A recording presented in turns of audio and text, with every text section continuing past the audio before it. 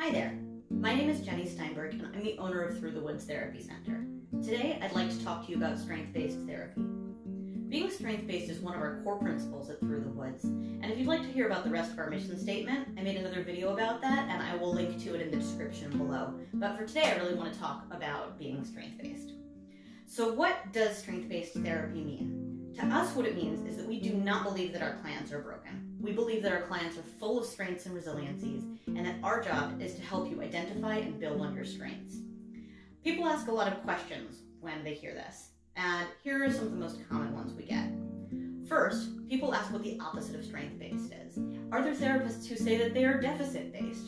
I mean, that sounds pretty terrible, right? I don't think any therapist identifies as or advertises themselves as being deficit-based. But here's what the opposite of strength-based is. The opposite of strength-based therapy is therapy that is grounded in the medical model. So the traditional medical model says that what we have to do is we have to look in the Diagnostic and Statistical Manual and find a diagnosis that tells you how you are broken.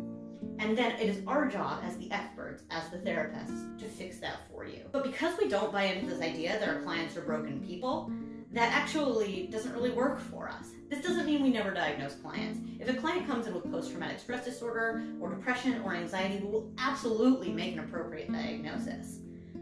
But we don't believe that that diagnosis is the entire core of who you are. We believe that that diagnosis is part of who you are. And we help you integrate it into your view of yourself so that you can see yourself as an interesting, multifaceted person who happens to have a mental health diagnosis. The second question that we get a lot is, hey, you know, I like this whole idea in theory, it sounds nice and fluffy and pretty, but I'm actually kind of terrible. Like, I don't have strengths. I am not full of strengths. I'm a mean person. I'm mean to the people in my life. I do things in my own life that self-sabotage me. I do not have strengths. And our answer to that is that if you're doing stuff that doesn't feel aligned with the person that you want to be, it's probably because you learned those things as a way to cope with challenging situations.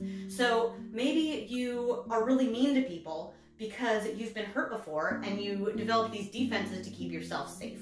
Or maybe you self-sabotage because you are really afraid of what success could bring, or you're afraid that if you put in your whole effort that that actually could be unsuccessful, and you are just kind of beating yourself to the punch so you don't have to feel the vulnerability of that failure. Strength-based therapy says that part of our job as therapists is to help you unlearn those coping methods and learn healthier coping methods to replace them so that you're dealing with the same situations in ways that feel healthier, better, and more authentic. And the third question we get is about discipline. People will say, oh sure, strength-based therapy is fine for other people, but not for me. I need accountability. I need discipline. And the way that I keep myself to that is I'm super, super mean to myself. And I tell myself that I suck, and that if I want to stop sucking, I better step up and do something about it. If you're mean to yourself, you are being bullied.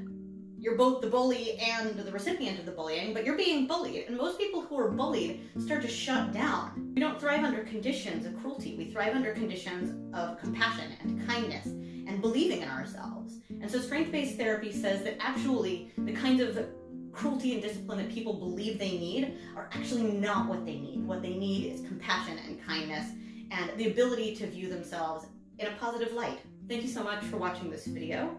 If you liked what you saw, please subscribe to our YouTube channel, and I look forward to seeing you again soon.